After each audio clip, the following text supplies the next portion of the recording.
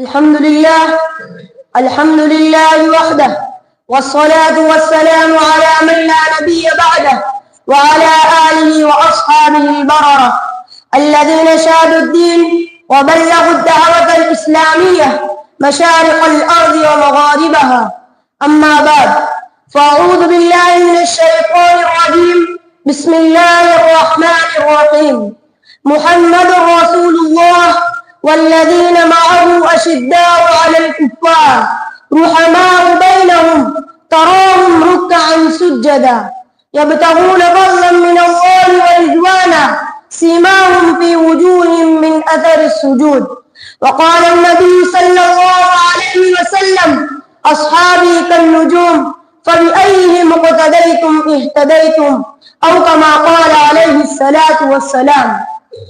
Stage پر رونق افروز بزرگان دین، حضرات حکمین اور حاضرین جلسہ، آج میں خوشی محسوس کرتا ہوں کہ مجھے آج جن ہستیوں کا تذکرہ کرنے کا سنہرا موقع ملا ہے وہ ایسی ہستیاں ہیں جنہیں آپ علیہ الصلوۃ والسلام کا دیدار کرنے، آپ کے ساتھ رہنے، آپ کی صحبت سے فیضیاب ہونے اور آپ کی زبان مبارک سے قرآن سننے، آپ کی اقتداء میں نمازیں ادا کرنے کی سعادت حاصل ہوئی. بلا شبہ یہ وہ نعمت ہے کہ دنیا کی کوئی دوسری نعمت اس کا مقابلہ نہیں کر سکتی. جس طرح حضور اکرم صلی اللہ علیہ وسلم کائنات کی افضل ترین ہستی ہے، اسی طرح آپ علیہ الصلوۃ والسلام کے صحابہ بھی انبیاء کے بعد باقی مخلوق میں سب سے افضل ہے. ان کی مقدس زندگیاں آپ علیہ الصلوۃ والسلام کی عادت کریمہ، اوصاف حمیدہ، اخلاق عظیمہ کا کامل و اکمل نمونہ ہے. آپ علیہ الصلوۃ والسلام کے سچے دانشور، بدر و احد کے سالار، خندق کے مجاہد، خیبر کے سرشکن، حنین کے سینہ سپر، مکہ کے فاتح، موٹا کے غازی، مسجد نبوی کے نوازی اور دربار رسالت کے حاضر باش تھے. انہی ہستیوں کے بارے میں علامہ اقبال نے کیا خوب کہا ہے: یہ غازی یہ تیرے پراسرار بندے، یہ غازی یہ تیرے پراسرار بندے، جنہیں تو نے بخشا ہے ذوق خدائی. دونی من کی ٹھوکر سے صحرا و دریا، دونی من کی ٹھوکر سے صحرا و دریا، سمٹ کر پہاڑوں کی ہیبت سے رائی. حضرات سامعین، 1400 سال پہلے کا زمانہ ہے. جزیرۃ العرب معبودان باطلہ کا گھر تھا. انسانیت جا بلق تھی، زندگی کا آخری سانس لے رہی تھی. دم توڑتی انسانیت پر اللہ تعالیٰ کی رحمت کو جوش آیا. مکہ کی وادی غیر زرا میں خاتم الانبیاء کی بعثت ہوئی. خدا نے ان کو اپنا ترجمان بنایا، دنیا والوں کے سامنے خدا کا آخری پیغام سنایا. مبارک تھی وہ ہستیاں جنہوں نے آدمیت الحق کی آواز پر لبیک کہا اور ایک خدا کی غلامی میں آ گئے. خود ساختہ معبودوں کی غلامی سے نجات حاصل کی، کفر و شرک کا جوا اتار پھینکا، اسلام کی پیغام رسانی کو اپنی زندگی کا مشن بنایا، دین کے خاطر سردر کی بازی لگائی. ان کی زندگی اور موت صرف اللہ کے لیے تھی. سفر و حضر، خلوت و جلوت، جنگ و امن، ہر موقع پر اللہ کی رسی کو مضبوطی سے پکڑے رکھا. صبر و استقامت، امانت و دیانت، خلوص و للہیت، عدل و وفا، راست بازی اور پاک بازی میں ضرب المثل بنے. احکام خداوندی کی بجاوری میں اپنی تمام خواہشات کو قربان کر دیا. اتنی قربانیاں دینے کے باوجود ان حضرات کی زبان پر بس ایک ہی جملہ تھا: جان دی ہوئی اسی کی تھی، جان دی ہوئی اسی کی تھی، حق تو یہ ہے کہ حق ادا نہ ہوا. ایمان ان کے دلوں میں بہار کی طرح راسخ تھا. دین کے خاطر خاندان سے کٹ گئے، گاڑیاں سنی، تانے سنے، پشتوں کو ڈالا گیا، زمین جائیداد سے ہاتھ دھونا پڑا، بیوی بچوں سے جدا ہو گئے، فاقے برداشت کیے، درخت کے پتے کھائے، محبوب وطن کو چھوڑا، سرزمین مکہ کو نمودہ آنکھوں سے خیر بات کہا، ایک ایک کھجور چوس کر پورے لشکر میں حق کے کلمے کو بلند کیا، لگے لگائے ہوئے باغات کو صدقہ کر دیا، پکے ہوئے پھلوں کو چھوڑ کر شہادت کی راہ لی، کفر و شرک کے شعلوں کو اپنے خون سے بجھایا، نبی کے خاطر اپنے جان و مال کو خطرے میں ڈالا، بے پایا دولت لٹائی، اپنا خون دیا، پسینہ بہایا، جنگیں لڑی، موت سے پنجہ آزمائی تھی، یہودی. حضرت عبداللہ بن مسعود رضی اللہ تعالیٰ عنہ نے بیان فرمایا مسند احمد جلد نمبر 1 صفحہ نمبر 379 پر یہ روایت مذکور ہے ان اللہ نظر فی قلوب العباد فوجد قلب محمد صلی اللہ علیہ وسلم خیر قلوب العباد فبعثه برسالته ثم نظر في قلوب العباد بعد قلب محمد صلى الله عليه وسلم فوجد قلوب أصحابه خير قلوب العباد فاختاره بصحبة نبيه ونصرة دينه.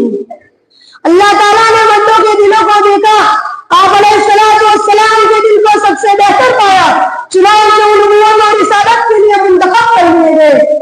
آپ علیہ السلام کے بعد باقی بندوں کے دلوں کو دیکھا، اصحاب محمد کے دل کو سب سے بہتر پایا، چنانچہ وہ نبی کی صحبت اور دین کی نصرت کے لیے منتخب کر لیے گئے.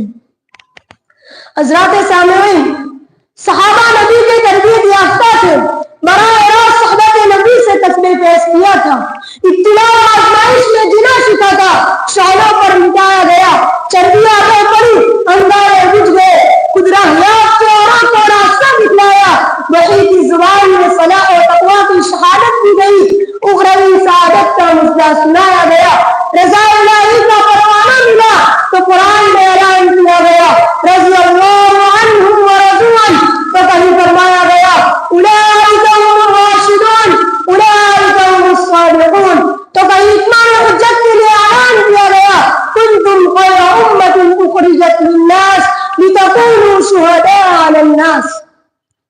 حضرات سامعین، صحابہ ممتاز صفات کے حامل تھے، قرآن کے مخاطب اول تھے، بعد والوں کے لیے مشعل راہ بنائے گئے. آپ علیہ السلام کا ارشاد گرامی ہے، مشکات المصابیح صفحہ نمبر 554 پر یہ روایت مذکور ہے اصحابی کالنجوم فبأیہم اقتدیتم اہتدیتم. صحابہ کا اکرام واجب ہے، وہ ساری امت میں سب سے افضل ہے، جہنم کی آگ ان کو چھو نہیں سکتی. آپ علیہ السلام کا ارشاد گرامی ہے، جامع ترمذی جلد نمبر 2 صفحہ نمبر 225 پر یہ روایت مذکور ہے لا تمس النار مسلما روانی روا من روانی. اس شخص کو آگ چھو نہیں سکتی جس نے مجھے دیکھا، یا اس شخص کو دیکھا جس نے مجھے دیکھا. آپ علیہ السلام کا اشارہ اس حدیث مبارکہ میں صحابہ کرام کے نفوس قدسیہ کی طرف تھا. صحابہ سے عداوت ہے تو نبی اور اہل بیت سے دعوی محبت جینا ہے، نبی سے محبت نہیں تو وہ شقی اور بدبخت ہے.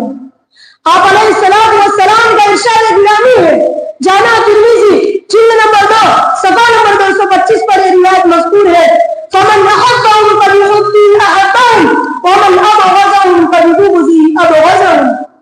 صحابہ کی عظمت کے لیے یہی اوصاف کافی تھے، لیکن پھر کچھ ناسمجھ لوگوں کو یہ اوصاف حمیدہ نظر نہیں آتے ہیں اور ان نفوس قدسیہ پر کچھ اچھالتے ہیں. کسی نے کیا خوب کہا ہے، آنکھیں اگر بند ہو تو پھر دین کی رات ہے، آنکھیں اگر بند ہو تو پھر دین کی رات ہے. اس میں بڑا اصول کیا گیا آفتاب کا. برادران ملت، صحابہ اور اسی صفات نفوس سے اور کیوں نہ ہو، حالانکہ ان کی تربیت مستی کے ہاتھوں ہوئی، جن کے خاطر عالم کو بنایا اور سجایا گیا، جن کے دل کو صاف کرنے کے لیے زمزم کا پانی لایا گیا. اب اگر کوئی نفوس قدسیہ پر حرمگیری کرتا ہے تو اس کی بدبختی ہے، اگر انہیں ہدف تنقید بنایا گیا تو دین کی ساری عمارت متزلزل ہو کر رہ جائے گی. اور جو حضرات حضرت ابوبکر صدیق رضی اللہ تعالیٰ عنہ پر اور حضرت عمر رضی اللہ تعالیٰ عنہ پر شک و شبہ کرتے ہیں، وہ پہلے اپنے ایمان کی خبر لے. حالانکہ کسی کو صدیق کا لقب ملا تو کسی کو فاروق کے درجے تک پہنچایا گیا. جس ابوبکر کے بارے میں قرآن اترا وحی کا لہجہ بڑا پیارا ہے، دار طور کا مطالعہ کرتے ہوئے قرآن کہتا ہے اذ اخرج الذین کفروا ثانی اثنین اذ هما فی الغار اذ یقول لصاحبه لا تحزن ان اللہ معنا. مکہ سے نکالے گئے، سفر شروع ہوا، دو عیدوں کے تیسرا کوئی نہ تھا، ہجرت کا پہلا قیام گھر سال میں تھا، کفار مکہ تعاقب میں تھے، دشمن گھر کے بہانے پر آ پہنچے. حضرت ابوبکر صدیق رضی اللہ